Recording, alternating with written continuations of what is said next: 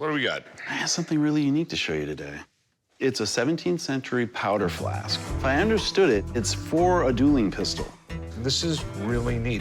We have the Fleur de Lis. I'm probably pronouncing that wrong. That would make it French. Fleur de Lis, Fleur de Lis. Fleur de Lis. Whatever.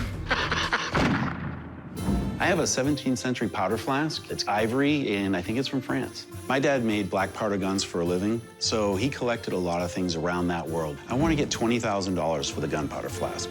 Okay, that is definitely cool. Do you know much about it? Well, it's a 17th century powder flask. You know, I always pictured this really famous guy that won a lot of duels, and that was his powder flask. I think it's more jewelry than it is actually used for a gun. Oh. A really, really rich dude had this. Guys like that, they never used this. There was nothing to do if you were rich, okay? If you were poor, you woke up in the morning, you went to work, and then by the time you got home, you collapsed and did it again the next day. You worked like a dog all day long. Now, if you were super rich, it's not like you went and go, well, here today I'm gonna get my sports car. Today I'm gonna get my Harley. Maybe we'll go to the lake and get on the jet ski. There was none of that. So back then, what they did was they got dressed up and went to fancy parties. This would hang on a guy's belt. So this is more form over function. Oh, yeah, this was dressing up. Oh. This is ivory. That is bone in there. That was pretty common because what they used to do with ivory a lot is like the background and stuff like that you couldn't see that well. They would put bone in there because it was a lot cheaper than ivory. Oh. Whoever made this, he was good. You see how he inlaid this with gold, and this is one bluing technique where you get that color, a different bluing technique where you get that color, and a third one there. Bluing was an art, and the color of the bluing was dependent upon the temperature of the metal, the oils you were using, and everything else like that. Now, how old it is, that's debatable. Is there any markings on it anywhere? Nothing that really gives it a date or a timestamp, but if you look at the guy on the front, he kind of addresses the 17th century, and my dad always said it was from that era, so. Okay. You know, today you can go out and buy things with George Washington's picture on it. That doesn't give it a date. But were they made of ivory today? There was no problem getting ivory up to like 30 years ago, so. How much will you get out of this? $20,000 is fair for something this age, this ornate. Let me just call someone up. Someone's gonna know a lot more than I am. They're gonna know about the value better. But I have a friend who will know everything. Yeah, that works. So hang out 15 minutes, and I'll be right back. Sounds good. Really looking forward to the expert getting a look at this gunpowder flask. I think he's gonna probably say it's worth a lot more than I'm asking. Here it is. Wow. It's old. Exactly how old, I don't know. The detail is stunning. The Fleur de Lis puts it absolutely French and also somehow related to the monarchy because of the crown. And that was not done lightly. This is somebody who has permission or is somehow associated with the crown. You didn't just decide you wanted a priming flask and throw the crown on there. But on the other side, this is very clearly King Henry II. So King Henry II died in 1559. Oh. But it's not that old. What I think this is a tribute to King Henry II. Now, Henry II was a really popular king at the time because he was an avid hunter and an outdoorsman, and he was always celebrated by French kings going on, most notably Louis XIV, the Sun King, the man who built Versailles. I do think that it would have belonged to one of his courtiers. Okay, that is definitely cool. The French court was notorious for its competition. Status was everything, and part of what helped you attain status were high-priced accessories. This would have been one of the finest pieces of craftsmanship you could have purchased. These two hooks here would have connected to some type of fancy lanyard that went around the courtier's neck and under their arm, and it would have hung there. And you can see this is something to other people to be envious of. Almost like today a man wears an expensive watch. So what do you think it's worth? It's in exquisite condition. My best guess is that at the right auction, $20,000. Thanks, man. Thank you. Thanks, appreciate that. Look, a 17th century ivory primer flask would be valued by collectors not just of militaria, but also of art. So you really got the best of both worlds. It's a great piece of history. It really is. I mean, what's your best price on it? You heard the man, $20,000 seems like a pretty fair price. $20,000 in the right auction, or I pay you 10 grand. You walk away with the money, I take all the risk. What about 15,000? I give you 11 grand for it. God, it's hard. Could you do 12?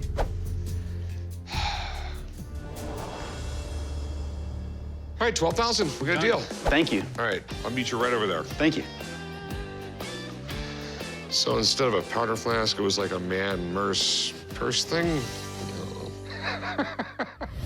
What's up? What's up, man? Got a surprise for you. Okay. Over 2 years ago, I sent a samurai sword to Japan to get fully restored. Finally, it's back in the States, and Mike brought it to the shop today. I can't wait to see this. After all this time, Should we have a drum roll?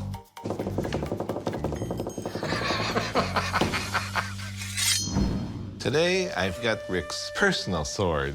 This sword was made in the early 1600s. During that time, there was a lot of one-on-one duels, so the blade has a different kind of shape, made to cut very clean and very fast.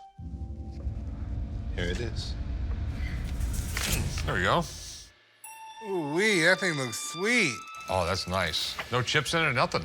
Came out perfect, no flaws. It took a little while because I had the best of the best work on it for you in Japan. It does look pretty amazing. The blade itself was made right around 1500, right? You know, before it was polished, it gets a little hard to tell, but after it's polished, we can see the detail more clearly. Okay. Early 1600s is where we agreed after the polish. Okay. And we got all new hardware on it? Yes, we changed the casing to a new one here. And this is actually done with real Japanese urushi lacquer made out of poison sumac. And we did a special handle wrap the old traditional way, and we did early 1600 fittings. So we gave it a nice new look, the old traditional way. But now, since it's all polished and everything, you're gonna have to have somebody take care of it. Okay. They used to do this in samurai movies after battle. This is called uchiko. This is the final powdered form of polishing stone. Little dab, dab, dab. Basically what it does is it takes off fingerprints, old oil, dirt, and dust. What did we actually pay for that thing? I think I paid like $6,000 for it like 10 or 11 years ago. How much was the restoration? Including the parts, give or take about 10,000. So what's it worth? Well, since it's all in perfect condition now with all new different set of fittings, I'd say you're looking at the sword's value in around the 35 to 40,000 territory. Okay. So I'm at 16,000, it's worth 35 to 40,000. I think I did all right. But it's not for sale, I'm just putting it in the case, so. What do you mean it's not for sale? Not for sale, pretty self-explanatory. I have $16,000 worth of merchandise. It's for sale. No. It's absolutely amazing. Thanks a lot, I appreciate it. Congratulations. Do not screw my sword up. Just gonna put it on display, all right? Hey, what's up, man? How are you you? doing, buddy? Good. Hey, Dana, how you been? Good. How you doing? Just imagining what it would be like to play with this knife Rick won't let me touch. That's why I'm here. I'm building this weapons room in my house, and what I'm really looking for today is a sword. Show me something good. Yeah, I'm pulling a few down. This one's from the Civil War, right? Yeah. Okay. What else you got? That's cool looking. This one's the most comfortable out of all of them. Do you have any samurai swords in your collection? I have some swords, but no real ones. You know what? We have a samurai sword over here, and we can trace it all the way back to the samurai family. That's perfect. Yeah? Show me that one. All right. What sword are you talking about? The one your dad said don't sell. Now I really want it. It's just right over here at this case. There you go. We had it restored in Japan. That's ridiculous. That's beautiful, man. This sword is from the 1600s. It looks like it was made just yesterday. Right. The word samurai means to serve, because you were there to protect and to serve the emperor. It was one of the highest honors. You didn't get more respect than walking through the streets coming from a samurai family. Keeps getting cooler and cooler. I like it. It was passed down to generation And if you take this off on the handle down here, there's some writing that traces this blade back to the exact family. He's putting on the hard sell here. I was sold already. So when a guy says sold, chum, you typically give him a price. I know, but I wanted to give him a little history before I just drop a price on him. Because something like this is $40,000. Is that the price? That's the price, $40,000, and they are very hard to come by. Right. I'll give you 28,000. Man. I started a little high, so I had room to negotiate, but I think 35 is about where I'm sitting. I'll go 30. Don't look at me, man. This is your big deal. 30,000, huh? I'll tell you what. I'll take this for 30,000, and I'll buy every one of those swords that you showed me over there too. So another 30,000 for the other swords. It's all on you, buddy. You know what? That's a deal I can't refuse. All right, it's gonna take me a little while to package everything up. So Okay. Can you come back in a little while? Done. See you later. All right, man. All right, brother. All right, that's how you do business, Corey. I'm getting a bonus. Yeah, that's how you make commission, Corey. Yeah, You didn't even want me to sell that. I did make a good deal. you got lucky. I was born lucky. I didn't get lucky. What's up? Why is my sword out here? You know you're not allowed to play with it. First off, that is no longer your sword. I sold it. What do you mean you sold my sword? Rick, first off, we got to get over this ownership thing. It's not yours anymore. It was bought by the store. It was paid to be refurbished by the store. This store sold the sword for $30,000, plus an additional $30,000 worth of stuff. Is the customer still here? Yeah, why don't you go tell him you can't buy it? I will. See if you can kick his ass for it. Hey, Rick, bring me my commission back. He doesn't get his butt whooped.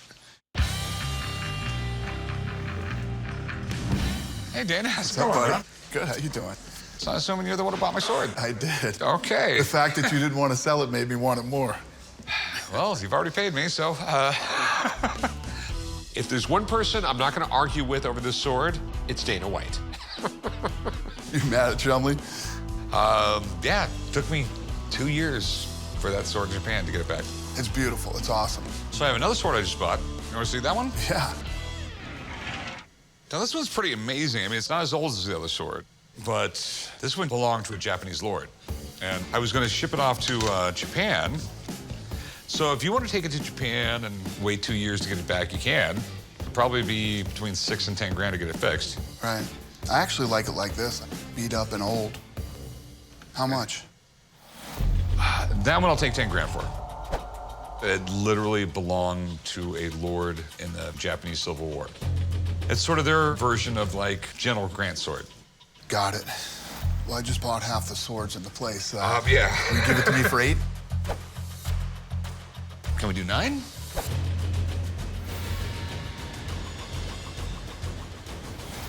Yeah. I'll give you 9 for it. Sweet. Cool, Yeah. man. Well, Chum wrap this one up too. Perfect. I love the whole Japanese samurai tradition and the story, and it's a beautiful sword, so I couldn't refuse it, so I took that one too. What do we got here? It's a 1652 sixpence. Okay. Rick, it looks like it's run over by a truck. What do you expect? It's 359 years old. So am I.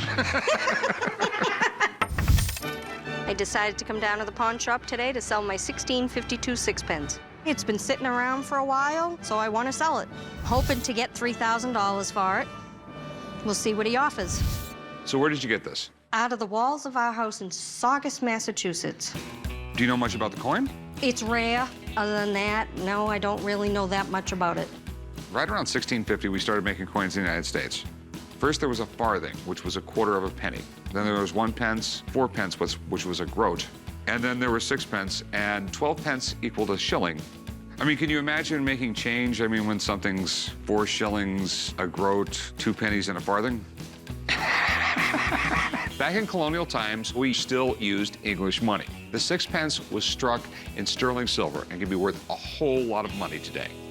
So you obviously had it sent off to get graded. Yep, I had it sent out. Coins are graded on how bad they're worn out. You'll notice they didn't put any number there. Yeah. It says fine detailed damage. When a coin is damaged, it's not graded. When it comes to grading coins, damaged is like getting an F. But that doesn't mean it's worthless. There's a huge market for colonial era coins. People will buy them in just about any condition. But condition determines price, and this thing looks like it's had a tough life. So what do you want to do with it? I want to sell it. Okay, and how much do you want for it? 3,000. Shillings? The problem is it's damaged, which basically makes it the lowest grade. I'll give you 500 for it. You can't go any higher. 2,000. I can't. It's a $600 coin. I'm gonna make $100 off you. I don't want to go for that low. Okay. Well, thanks for bringing it in. Thank you very much. $500 is an insult. He's very knowledgeable about his coins, but I just think it's worth more. I had a guy call the shop and say he's got an ancient Asian hand cannon. This is something I just had to see. So we're taking it right out the desert to see if this thing is the Big Bang or just a bust. You must be Vincent? Yes. How's it going, Vincent? Doing well. So what do we got here? Well, looks to be a 17th century hand cannon. These are amazing. Have you ever fired this thing before? Not personally, but my dad shares stories that it has been fired before. I would like to actually fire it. You're gonna fire this thing? No, I mean, you are. Oh, no, I'm not. I called the guys at the pawn shop to come down today to check out my hand cannon. I got it from my father, who ended up getting it from his grandparents and great-grandparents. It was very old, a lot of oxidation on the exterior of that barrel. I don't have really much of any sentimental value to the hand cannon. I'm hoping to sell the hand cannon for $4,500 today. This is incredible.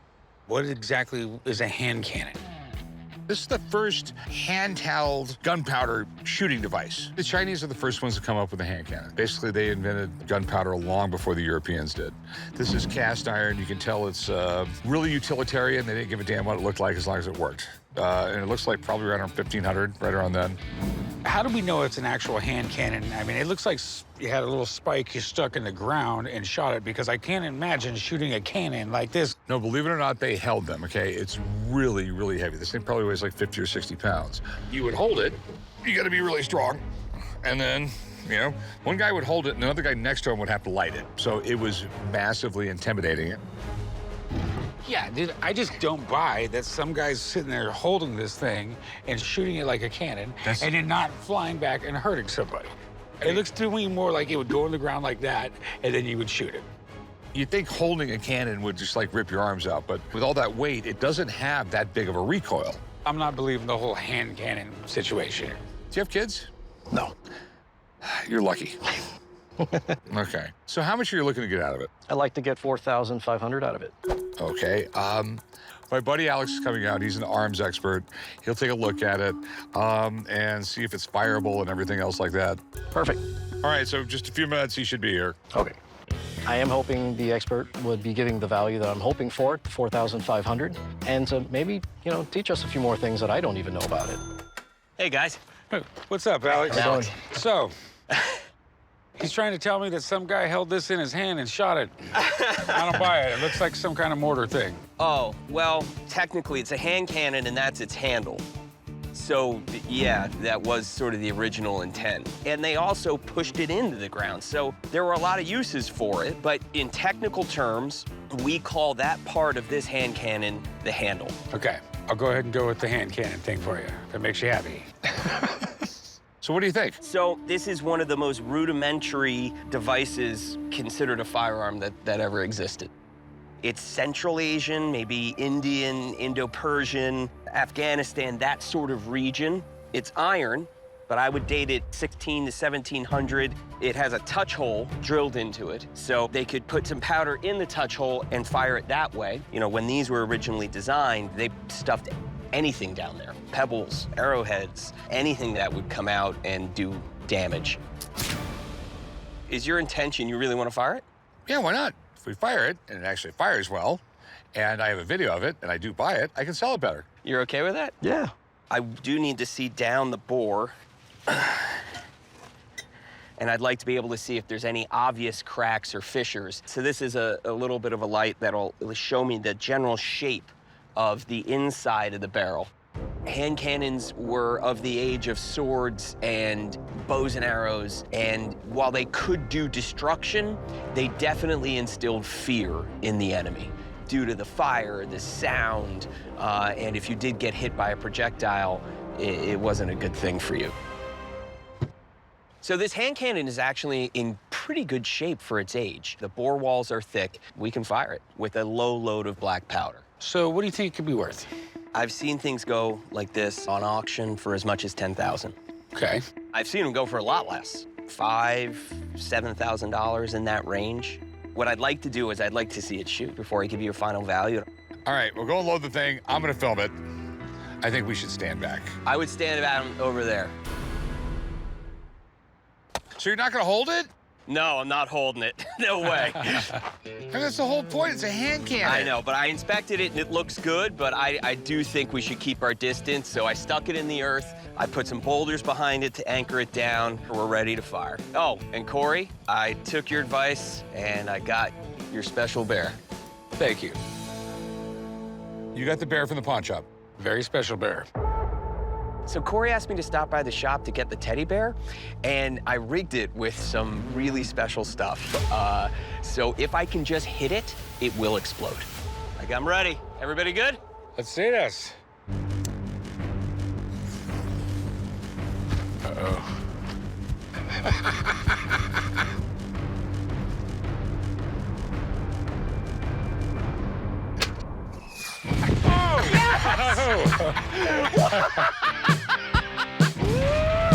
Teddy! That was so good, Corey. Great job.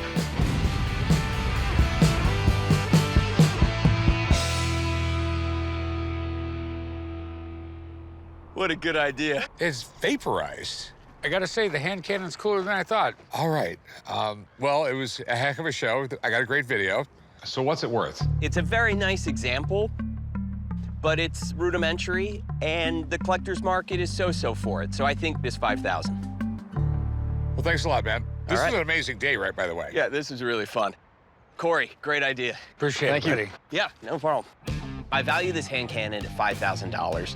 It's a really nice example, and it's 400 years old, but it's not the earliest example of a hand cannon. But now that it can fire, and we can prove that with a video, Rick will have an easier time marketing it.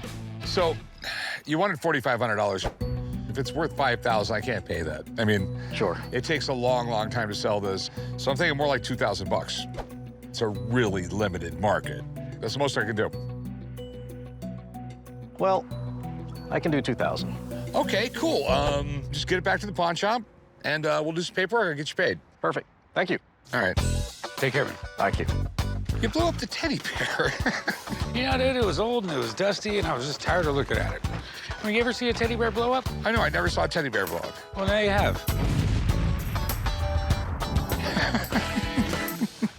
So what do we got here? Oh, this is my antique chest. You get it off the pirate ship or something? I wish. I'm coming in the pawn shop today to try to sell my antique chest. I'm looking to sell this chest because we're redecorating and it doesn't match anything. I paid $2,000 for it and I'm hoping to at least get maybe double my money. So do you know anything about it? Not really. To me, it looks like it came from a ship or a stagecoach. I think this is what they called a bullion chest, where they transported gold and silver. They were extremely heavy, so people couldn't run off with them, and they were locked very well where people couldn't break into them. Okay.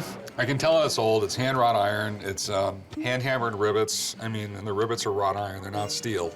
The moment I saw this chest, I started drooling. I've never seen anything like it.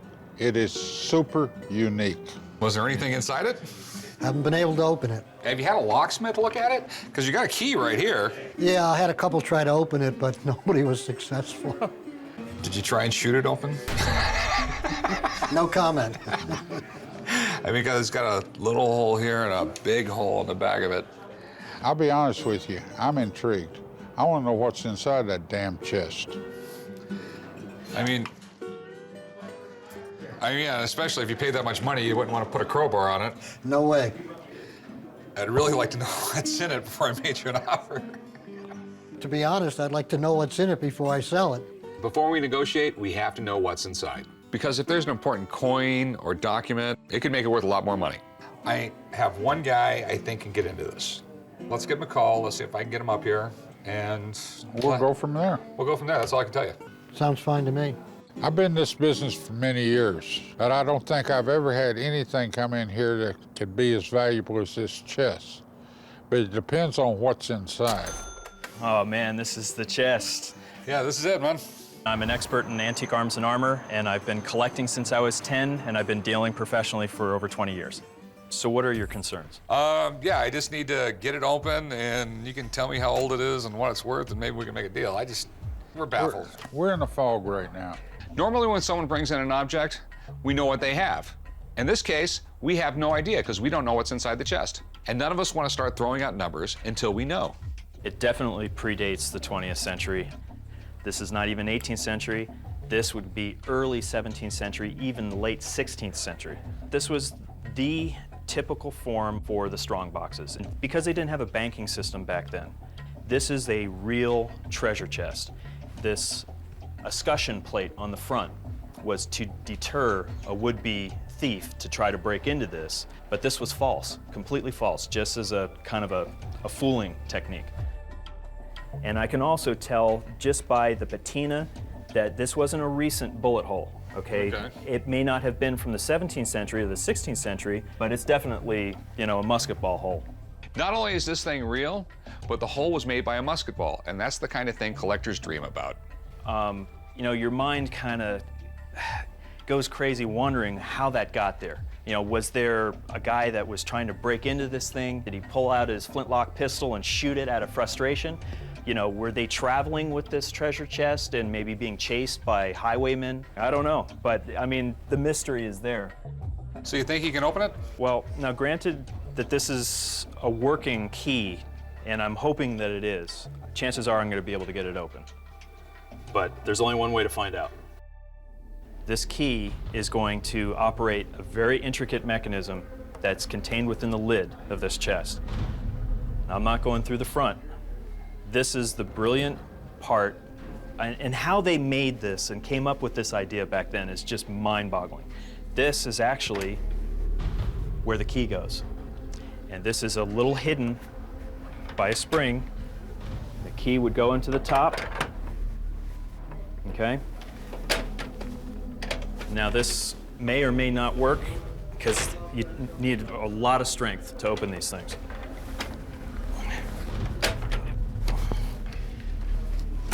Okay, lift up.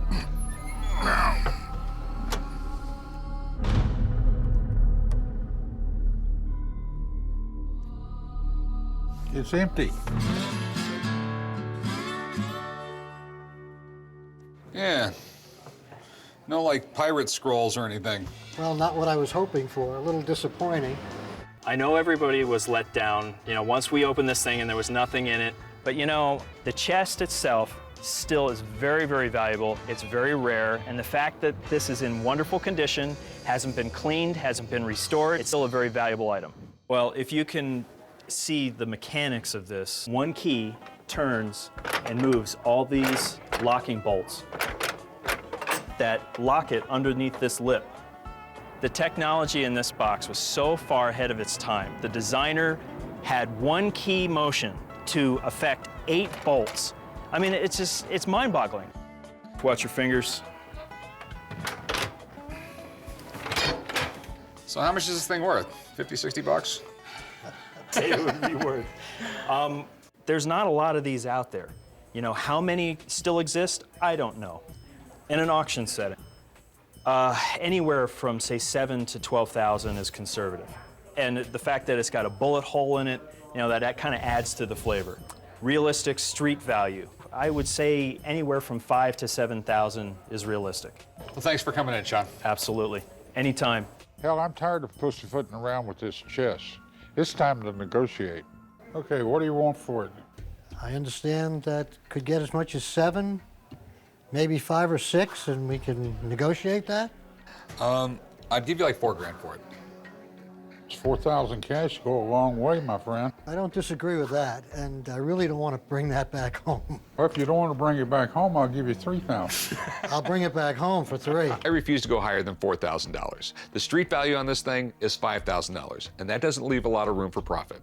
Like I said, I just really want it. I just want to cut to the chase, and that's what I can give you for it. If 4,000's a firm offer? Firm offer. All right, we have a deal. All right, let's go up here. We got to do some paperwork. Honestly, I'm really happy with the deal. The chest is amazing, and I got it for a really good price. Now, I just got to go put some gold in it.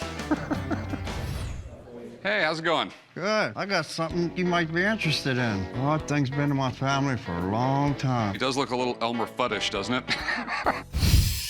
I'm coming to the pawn shop today to try to sell my blunderbuss. Just been sitting around. I'm hoping to get 10,000. I don't know how low I will go, but we'll see.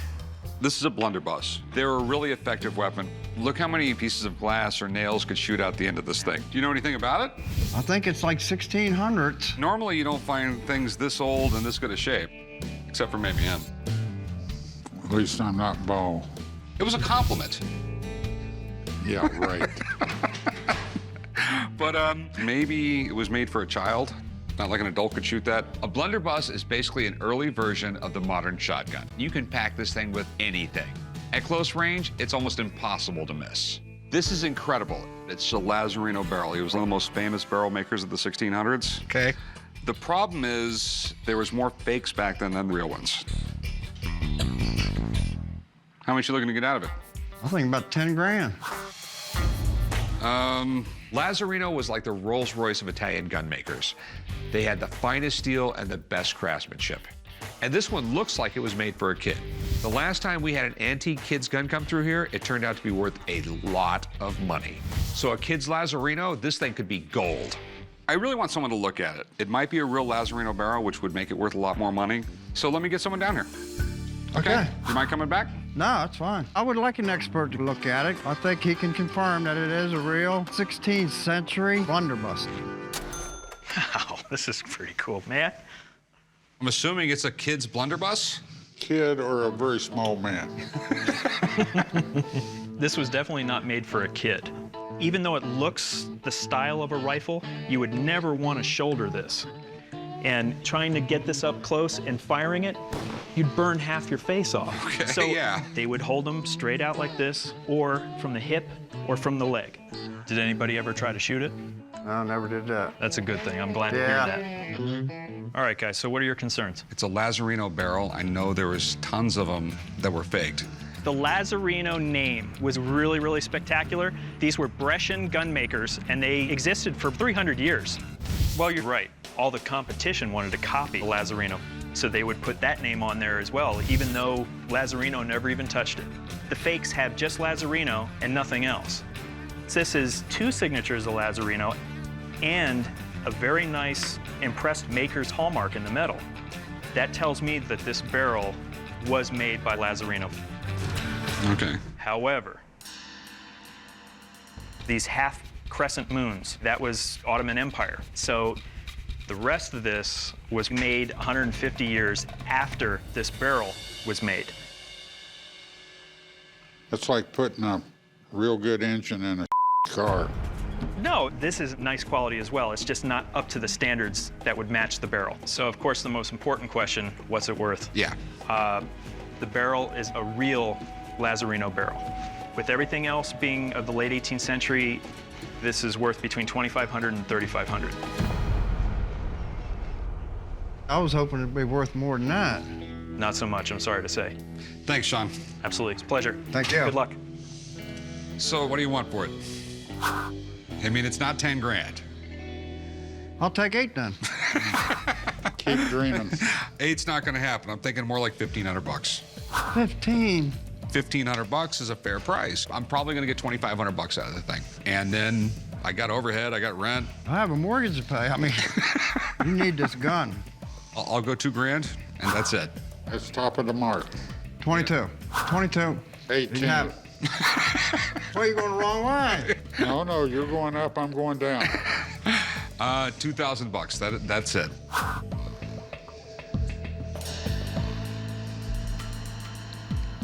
Okay, let's do it. All right. You want to write them up? No. Okay. I'll meet you right over there. We'll write you up on it.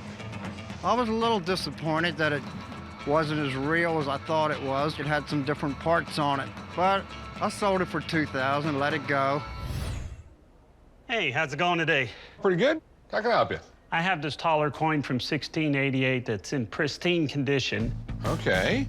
Yeah, it's a taler. That's where we get the word dollar. Pretty sure it's German. That was like their denomination. And the really cool thing here, though, is I believe this is called a wild man coin. It's sort of like folklore in Germany about these wild men, or half man, half beast that lived out in the woods. And like, it was the stories you told your children, you'll be good or the wild man will come and get you, you know. I'm at the pawn shop today to try to sell my taller coin from 1688. A couple years ago, I was invited to go do a pick on an estate sale, and I came across this coin that was wrapped up inside of a rag. I've had the coin for a couple years now. It's just been sitting in the safe doing nothing, and I thought it'd be a good time now to sell it. I'm hoping to get $1,000 for my 1688 taller coin today. This is a weird coin from a weird part of the world. And all throughout European history, there's legends of like wild people being raised by wolves and things like that. I mean, I guess the biggest story would be Romulus and Remus. Those were the two people that founded Rome, and they were raised by a she-wolf. No, I mean, that's one of the big stories, but especially in Germany, the 1600s, a lot of that stuff ended up on coins. And you're right, it is 1688. It looks in really, really good shape. What I can tell you is Germany, right around this time period, had great coins. They had great engravers. They struck them really, really pretty. I mean, you look at the back of it, you have this massive crest. They just were really into a lot of bling when it came to like crests and everything like that. I've seen pictures of this coin. I've never actually had one. I mean, it's pretty cool, dude. So, how much do you want for this? Well, I was hoping to get $1,000 for it. Okay. It looks like it's in amazing shape. I mean, really good shape. I mean, this is practically uncirculated, which is pretty rare. That's the part that really scares me. Let me get someone down here to look at it. I mean, I just don't know. That'd be great. Okay, I'll be right back. Sounds good. A long time ago, when I had hair and a flatter stomach, I was referred to as a wild man. Not no more, though. So I have a coin. I believe this coin is named after you, the Wild Man. Oh, boy. You heard. Yeah, fantastic. Well, from here, I can tell you it is a wild man taller. And these things, they're really cool because the motif is so alarming to see these wild men on here with these uprooted trees and big wild beards. So in terms of coin design, they're not something you encounter all the time. Yeah, because on the back of it, it's got like this royal crest that's just... Oh, yeah. It's just over the top. I mean... Yeah. They were struck for about 300 years. And at this point, Germany was this crazy patchwork of principalities and duchies, and each one of them was issuing coins. So I'm actually interested to see where this one is from. So what do you think? Well, may I take a look at it? Oh, for sure. Now, as I mentioned, these came from a lot of different individual authorities. Now, this one on the reverse, it has a Latin abbreviated inscription, Rudolf Augustus and Anthony Ulrich from, it says BR and LV, which is Brunswick and Lunenburg. So that places it. These two gentlemen were princes, and they were brothers. And they ruled for quite a long time at the end of the 17th century. So this is right in the middle of their reign, 1688. It's perfect. And so this is essentially celebrating that. You have two dukes and princes. So you have two wild men. Okay. Is it real? Absolutely. This is exactly how they should look. All right. So what do you think it's worth? Well, it's a very nice example, and these trade in a fairly narrow range. This is a nice one, though. I think you're looking at something in the range of $600, pretty solidly. All right, cool. I'll let you know if I get it. Great. All right. Good luck. It's good to see you. Good to see you. So, not worth $1,000. I'll give you $300. How about meet me up a little bit? Maybe like $450? Here's the thing. If I get some German tourists in here, it'll probably sell, but I have to wait till German tourists come in here. $350? tell you what, let's do 400. 400, we can do a deal. All right, 400 bucks. I'll meet you right over there and I'll get you paid. Sounds great, man. Let's do it. Okay. Nowadays, I'm just referred to as my old man.